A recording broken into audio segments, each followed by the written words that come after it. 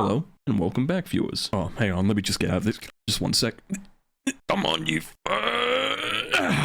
That's better. You're all looking great today. Especially after the doctors in the insanity ward told me you were all part of my imagination. What do they know? Superheroes are a wide-spanning category of entertainment that revolves around the heroes of past, present, and future, ensuring the safe well-being of all life, no matter how big or how small. Nice work, kid. When you think of superheroes or even comic book characters, it varies from person to person. Some would say Spider-Man, Iron Man, Superman, but of course, Batman. I'll kill her! Believe me, I'll do it! Die. Batman being one of the most notable of the many heroes and superheroes out there. Most notably, what makes Batman stand out, aside from his well-debated no-kill rule,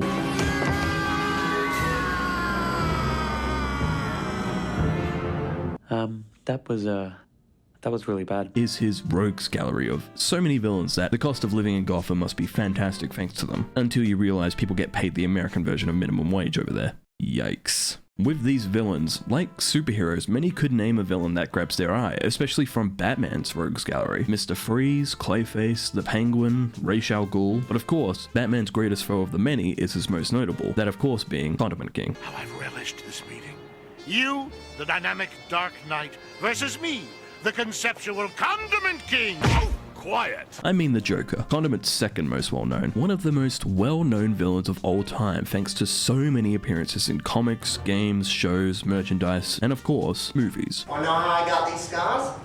Well, I'm the Joker, baby! Thanks to these movies alone, Joker has become a household name for many thanks to powerhouse performances of people who play him in these films. Cesar Romero, Jack Nicholson, Heath Ledger, and Joaquin Phoenix. Each new performer does their best new interpretation of Joker, and most of the time he gets a crowd reaction as big as Batman. So why the hell not? WB said years ago now, Sony's doing great with their villain films, let's do one on the Joker, as he disconnects the internet so board members can't check the reviews of these villain movies. And hey, not only will Martin Scorsese somehow get involved in this, also Joaquin Phoenix, and the cherry on top, the director of the Hangover trilogy will direct. Wait, what was that last part? Too late, here's $1 billion box office. Wow, I can't believe this worked out. Things are really looking up for WB. Let's try and milk this baby one more time. Soon after the release of Joker in 2019, thoughts bubbled over the idea for another movie, not just because it received well, but of course because it made more money than anyone would have betted on. Usually with these one-off type movies, this won't happen, as you'd be lucky enough to get past the first brainstorming session. Same thing happened with Barbie. That movie made a shit ton of money, but seems pretty unlikely it'll happen with a sequel, with the director's response and even WB saying, nah. Joker was a rare case though, as I think most people would agree it didn't need a sequel. I mean, sure, you could get around that first mental block with a few ideas of copycat Jokers, set it a good few years later and Batman is in Gotham, Harley Quinn gets involved, or you make a jukebox musical. You make the sequel to the Joker a jukebox musical.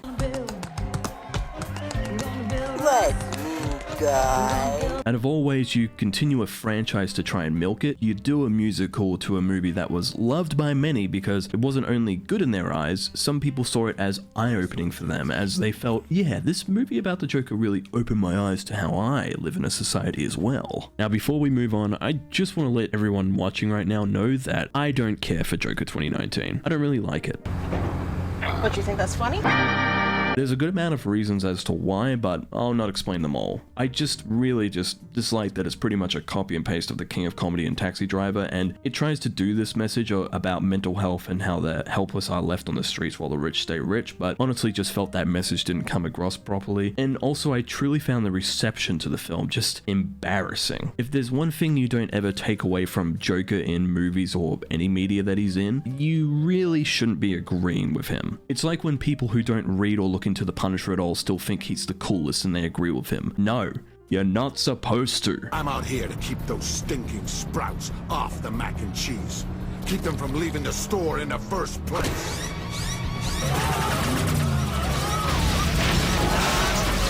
Even if this Joker isn't like the one from the comics, he's still the Joker. But that's where I'm going to stop now for my Joker 2019 views. You can write a comment about how wrong I am in the comments, I don't care. But even I, as a disliker of Joker, will agree with fans of this film that a jukebox musical should not be where you go with it. Even if the director of the original film thinks that's what should happen next, no Todd, scrap the idea and do Hangover 4. Let's get Zach Galifianakis out of Disney live action films and back to lacing his friends with drugs. Come on, man. So of course, the main question for this movie today, aside from what the plot is, since I doubt many watched it judging from the box office results, is why? Why make it a musical? Well, viewer, it's funny you ask that, as this idea actually came from the Jokerster himself, Joaquin Phoenix. I don't believe you've ever cried in your life.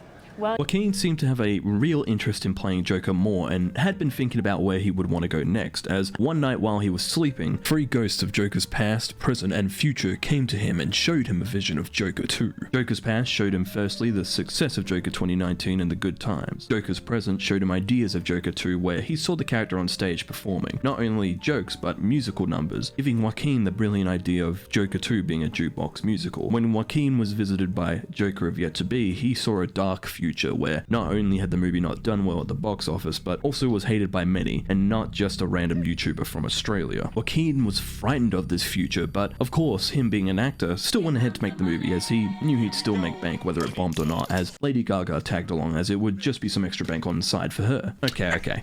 I may have bullshitted a little there for comedy, but that's about the gist of it. Guy probably had food poisoning one night, and that was a fever dream he had. With this though we did have to wait a few years for the sequel to this, we did get confirmation of it happening, with Todd and Joaquin returning for director and acting duties, and including Lady Gaga as Joker's love interest, Harley Quinn, as the title was revealed being called Joker Folie, Deux, translated from French to box office poison. Oh sorry, my translation was off. Actually, it's Madness for 2. Many people were hesitant, but still excited for where a sequel could go for this movie. I mean, not only had everyone returned and the budget was raised, but maybe a musical could work for the movie. It was still over 2 hours long, so surely that runtime had plenty of great moments for the characters as we see the continued adventures of Joker in an insane asylum as he goes to court.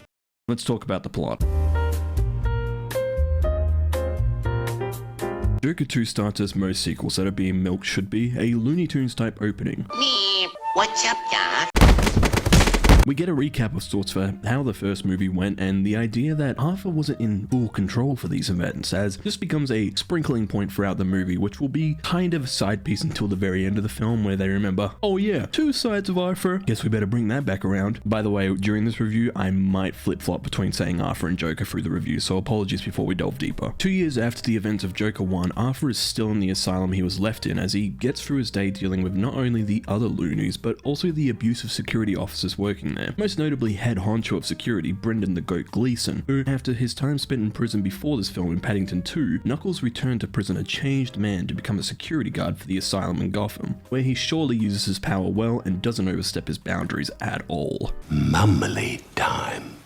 Get his fucking rags off. As hinted at earlier, this movie mainly focuses on the aftermath of Arthur's escapades in Joker 1, as he's sent to court to be judged for his part in not only what he did, but being viewed by the city as either a menace or hero. As we move through this movie, I have to say it's shot and scored beautifully. Joker 1 and 2 I may not like, but I can notice the effort and love put in from everyone here, for the most part. Mr.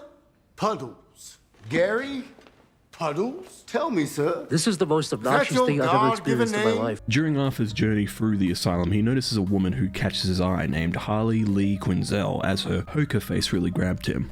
I'm not sorry for that, I'm not retracting that. This of course perks up Arthur in more ways than one, as after meeting with his lawyer, Brendan Gleeson says to Arthur for being such a good boy, he's booked Arthur in for singing lessons. Even though it's obvious he'd rather Arthur live in hell, soon after arriving he comes face to face with Lee, the woman from earlier, as she spews out her entire backstory then and there to Arthur. You know, I must have watched that TV movie they made about you like 20 times.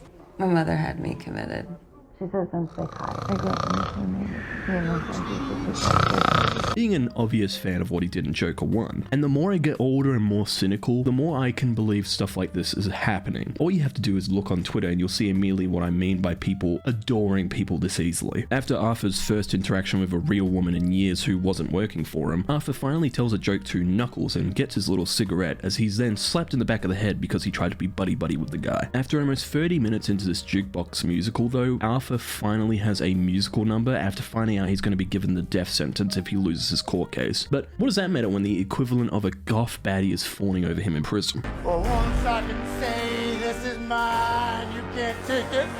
Long as I know I got love. Also, I know I just said that this film is well done from people outside of Todd's work, but if there's a negative, it would be the IMAX editions. For anyone that doesn't know, IMAX is a camera type to show a fuller experience of the movie, where movies like Dune, Superman, Oppenheimer all take the IMAX as a great addition to the film for those people who want it. I'm streaming this through HBO Max, and the changes in between scenes with IMAX is a mixed bag. Though I enjoy IMAX, there's a reason to have it, and from my point of view, Todd is only using it because he has the budget to. Kinda reminds me of Michael Bay of the Last Night movie, where it kept changing aspect ratios every fucking millisecond.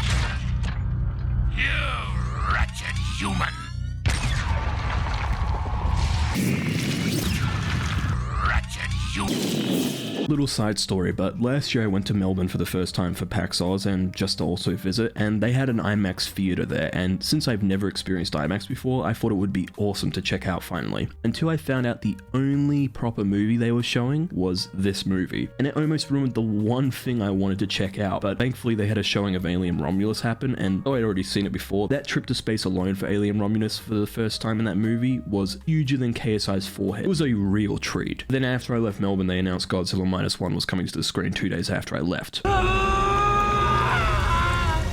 As we move on through the story, Arthur and Lee grow even closer as Lee decides to start a fire during a movie so the two of them can spend some time together and have a little musical number as the guards do the right thing here and grab Arthur, throw him down concrete stairs and put him into solitary confinement for trying to make the sequel to a billion-dollar box office film a musical. Lee comes to visit him while he's in solitary confinement and says she's leaving and wants to see him before his big court day and big interview with Alan Partridge. Cock piss Partridge. The two share a rather intimate moment that lasts quicker than a Rivals player singing the Bikini Skins for the first time. Let me see the thing. He has his big interview with Steve Coogan, a well-known British actor, doing a worse American accent than Hugh Laurie in Stuart Little 1, as he has another little musical number to himself, where I had to really think, is this actually happening or not, as he sings to the camera for Lee, and my assumption is yes, but in his head it's more vivid as we cut back and forth between reality and the head, which really gets Lee falling more and more in love with this guy. Well, that or she really wanted a new TV. The big court case day comes though, as we get our rest of the movie practically being a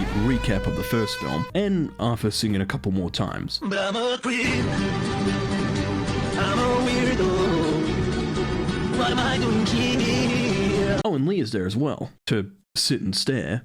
We get a doctor coming out to just say Arthur isn't sick, and as the characters from the last film as well take the stand, including his original doctor and neighbor from the first film, as he finally gets sick of being put down all the time by these witnesses and fires his lawyer on the spot to take on defending himself. I don't really know what to say about Arthur doing this. Maybe Todd Phillips took a note out of Redditors and just decided women bad or something. Now I'm joking, of course. I have nothing against Redditors. I don't care to go on the website. During this court case though, oh shit, I completely forgot to bring up this one thing before he fires his lawyer. Let me just quickly recap it. This movie's just fucking messing with my brain. It's rewind time. Arthur's lawyer decides to reveal the big plot twist of this movie with Lee, and that she was BSing all her trauma all this time as a way to just get closer to Arthur, revealing that she voluntarily volunteered herself to be institutionalized, and her parents are also still alive, and her dad is a doctor, and more than likely lives even further up those Joker stairs. Like, just another flight of stairs is the way to Wayne Manor and Lee's family home. You'd think Arthur would be smart enough to tell her to go away for good after this, but she then reveals that she's pregnant and it's his, as she immediately starts smoking, because you know, I'd believe someone who told me they're pregnant with my baby and then immediately puffed a cigarette. Of course I would. I went to brain dead high school. This gives Arthur a feeling of life again as he returns to court the next day, defending himself as Joker as he puts on a stupid Yosemite Longhorn accent. Mr.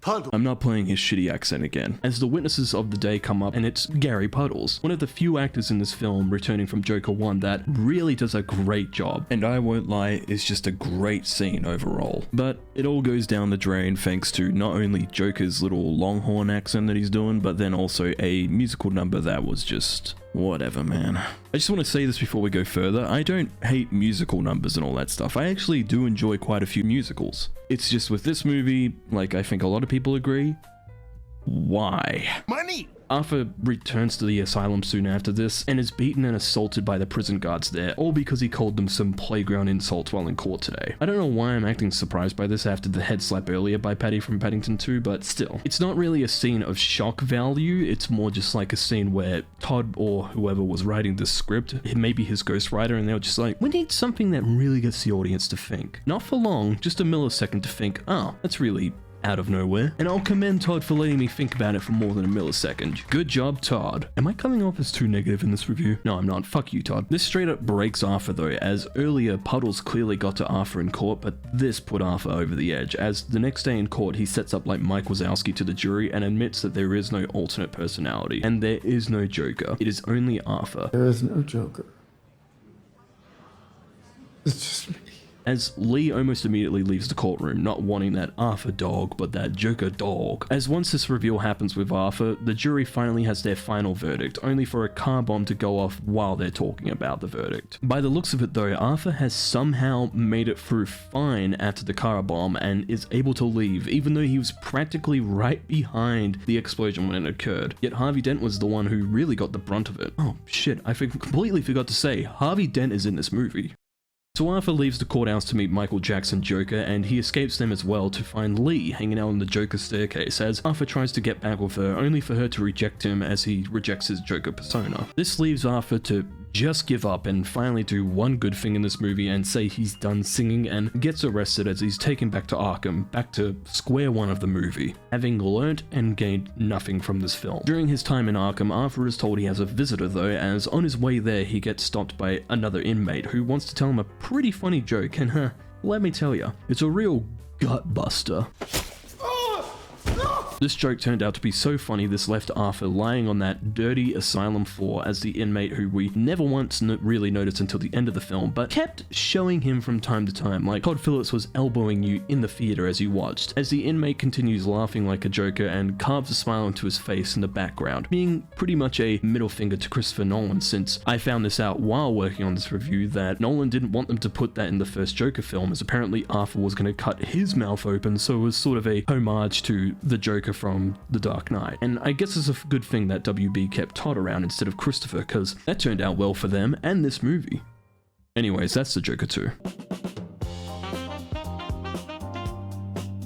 What didn't go wrong, I should be asking? I mean, I'd say the commitment and work put in, but at this point I'm starting to sound like that guy Soups from TikTok when he reviews a bad movie and thanks to production team and crew first. But that's really it. There isn't anything redeeming or necessary for this film, except for if you're a fan of how a movie is made. It's beautiful, it looks great, it's shot great, and even though the IMAX is a sore to see, it can be done well at times. Just not from this fucking director. Most sequels aren't necessary, but mainly ones that are clearly one-off movies, like a Barbie or a Transformers 1, don't need sequels. I'm sorry, Transformer fans, I love the movie and it deserved more. Joke retracted. Clearly the freedom for Todd Phillips was a big factor. I'm all for giving a director creative vision, but even in the script reading process, someone surely had to read this and go, okay. You're telling me no one told him to redo anything? Even David, I deserve a raise for all my tax write-off Zaslav had no notes. I kind of wonder if this movie would have still happened if James Gunn had been in charge of DC earlier. His whole thing about him, which I love, is if the script isn't good enough or not ready for DC, then it ain't coming out. A truly crazy thing to think of in these times as huge Avengers movies start filming without finished scripts. Wait, what? Stick to comedies, Todd. Let's get a sequel for The Hangover or even Due Date. Just no musical numbers. Unless, of course, you get Danny McBride back to sing and do tap dancing for our Due Date 2, even though he was in a wheelchair. With Joker 2, though, I feel like the success with the first film must have gotten to Todd's head. I don't really know what fully happened with this. I wasn't there when this all happened, but clearly it was any sort of worries were just thrown under the bus, because as we all know when it comes to sequels, lightning in a bottle is always a two-time thing, so long as you're a proper director. It's just an unnecessary film though, that's all I can fully say in the end. It's not so bad it's good or so bad it should be thrown in the pits of hell. No one should bother watching this film, and if you did watch it and somehow enjoyed it, that's great. I too can enjoy a film that's not good after a bottle of wine, and some Guinness, and a couple Scotch whiskies mixed with Pepsi. It's just a disappointing bore of a film, like watching a DCEU film before James Gunn came in. This will also probably be the only time I can discuss this, but boy, I'm glad there's someone at the table who can handle this stuff for DC now. Superman was fantastic and can't wait to see DC hopefully keep sticking this landing, unlike the past few years. It's not to say every part of the DCEU was bad though. The Suicide Squad and Peacemaker were needed, Shazam 1 was decent, Aquaman 1 was okay, but compared to most of the shit stew we were getting, these okay or decent flicks are now an afterthought like the rest of the DCEU was, where pretty much after the release of Batman v Superman, people really kind of stopped going for a good superhero flick for DC films. We were just there to see hopefully some cool action or epic moments where people can look back on through social media and pretend they were actually a good film when they weren't. Like for example Batman v Superman or Black Adam, but mainly with Black Adam, the scene with Superman showing up to just tease a sequel that would never happen. That, not pointing fingers, someone really tried to make happen while James Gunn was becoming the head of DC. Man, I miss when The Rock did stuff like this. Hashtag make Black Adam 2 a musical.